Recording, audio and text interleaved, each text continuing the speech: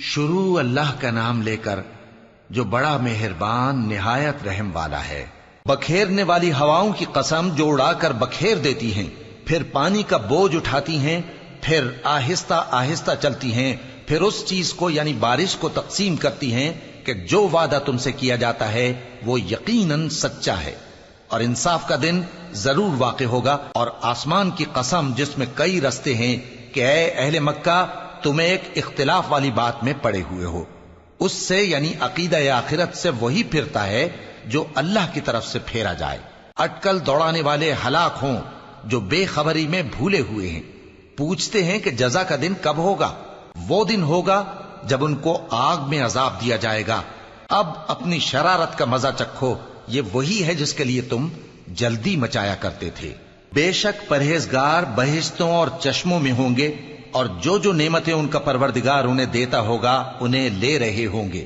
بے شک وہ اس سے پہلے نیکیاں کرتے تھے، رات کے تھوڑے سے حصے میں سوتے تھے اور صبح کے اوقات میں بخشش مانگا کرتے تھے، اور ان کے مال میں مانگنے والوں اور نہ مانگنے والوں دونوں کا حق ہوتا ہے۔ اور یقین کرنے والوں کے لیے زمین میں بہت سی نشانیاں ہیں اور خود تمہاری جانوں میں، تو کیا تم دیکھتے نہیں؟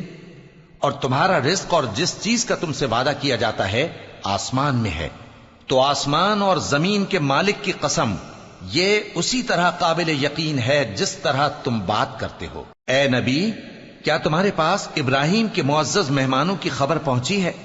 جب وہ ان کے پاس آئے تو سلام کہا، انہوں نے بھی جواب میں سلام کہا۔ دیکھا تو ایسے لوگ کہ نہ جان نہ پہچان۔ پھر وہ اپنے گھر جا کر ایک بھنا ہوا موٹا بچڑا لائے اور کھانے کے لیے ان کے آگے رکھ دیا۔ کہنے لگے کہ آپ تناول کیوں نہیں فرماتے؟ اور ان سے خوف محسوس کیا۔ انہوں نے کہا کہ خوف نہ کیجے، اور ان کو ایک دانش مند لڑکے کی بشارت سنائی۔ تو ابراہیم کی بیوی چلاتی آئیں اور اپنا منہ پیٹ کر کہنے لگیں کہ ایک تو میں بڑھیا، اوپر سے بانجھ۔ انہوں نے کہا تمہارے پروردگار نے یوں ہی فرمایا ہے، وہ بے شک صاحب حکمت ہے، خبردار ہے۔ ابراہیم نے کہا کہ فرشتوں، اب تمہارا اصل کام کیا ہے؟ انہوں نے کہا کہ ہم گناہگاروں کی طرف بھیجے گئے ہیں تاکہ ان پر گارے کی پتھریاں برسائیں جن پر حد سے بڑھ جانے والوں کے لیے تمہارے پروردگار کے ہاں سے نشان کر دیے گئے ہیں۔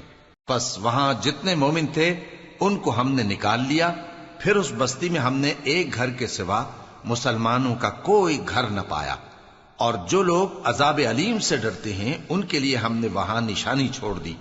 اور موسیٰ کے حال میں بھی نشانی ہے، جب ہم نے ان کو فرعون کی طرف کھلا ہوا معجزہ دے کر بھیجا تو اس نے اپنی قوت کے گھمنڈ پر منہ موڑ لیا اور کہنے لگا یہ تو جادوگر ہے یا دیوانہ۔ تو ہم نے اس کو اور اس کے لشکروں کو پکڑ لیا اور ان کو سمندر میں پھینک دیا، اور وہ کام ہی قابل ملامت کرتا تھا۔ اور عاد کی قوم کے حال میں بھی نشانی ہے، جب ہم نے ان پر نامبارک ہوا چلائی، وہ جس چیز پر چلتی اس کو ریزہ ریزہ کیے بغیر نہ چھوڑتی۔ اور قوم سمود کے حال میں بھی نشانی ہے، جب ان سے کہا گیا کہ ایک وقت تک فائدہ اٹھا لو، پس انہوں نے اپنے پروردگار کے حکم سے سرکشی کی، سو ان کو کڑک نے آ پکڑا اور وہ دیکھ رہے تھے۔ پھر وہ نہ تو کھڑے رہنے کی طاقت رکھتے تھے اور نہ مقابلہ کر سکتے تھے، اور اس سے پہلے ہم نوح کی قوم کو ہلاک کر چکے تھے۔ بے شک وہ نافرمان لوگ تھے۔ اور آسمان کو ہم ہی نے اپنی قدرت سے بنایا، اور ہم کو ہر طرح کی قدرت ہے، اور زمین کو ہم ہی نے بچھایا، تو دیکھو ہم کیا خوب بچھانے والے ہیں۔ اور ہر چیز کے ہم نے دو دو جوڑے بنائے تاکہ تم نصیحت حاصل کرو۔ تو تم لوگ اللہ کی طرف دوڑ چلو، میں اس کی طرف سے تم کو صاف صاف خبردار کرنے والا ہوں۔ اور اللہ کے ساتھ کسی اور کو معبود نہ بناؤ، میں اس کی طرف سے تم کو صاف صاف خبردار کرنے والا ہوں۔ اسی طرح ان سے پہلے لوگوں کے پاس بھی جو پیغمبر آتا تو وہ بھی اس کو جادوگر یا دیوانہ کہتے۔ کیا یہ لوگ ایک دوسرے کو اسی بات کی وصیت کر مرے ہیں؟ نہیں، بلکہ یہ شریر لوگ ہیں۔ تو اے نبی ان سے منہ موڑ لو، تم کو ہماری طرف سے ملامت نہ ہوگی، اور نصیحت کرتے رہو کہ نصیحت مومنوں کو نفع دیتی ہے۔ اور میں نے جنوں اور انسانوں کو اسی لیے پیدا کیا ہے کہ وہ میری عبادت کریں۔ میں ان سے رزق تو نہیں مانگتا، اور نہ یہ چاہتا ہوں کہ وہ مجھے کھانا کھلائیں۔ اللہ ہی تو سب کو رزق دینے والا ہے، زور آور ہے، مضبوط ہے۔ سو کچھ شک نہیں کہ ان ظالموں کے لیے بھی عذاب کی نوبت مقرر ہے، جس طرح ان کے ساتھیوں کی نوبت تھی۔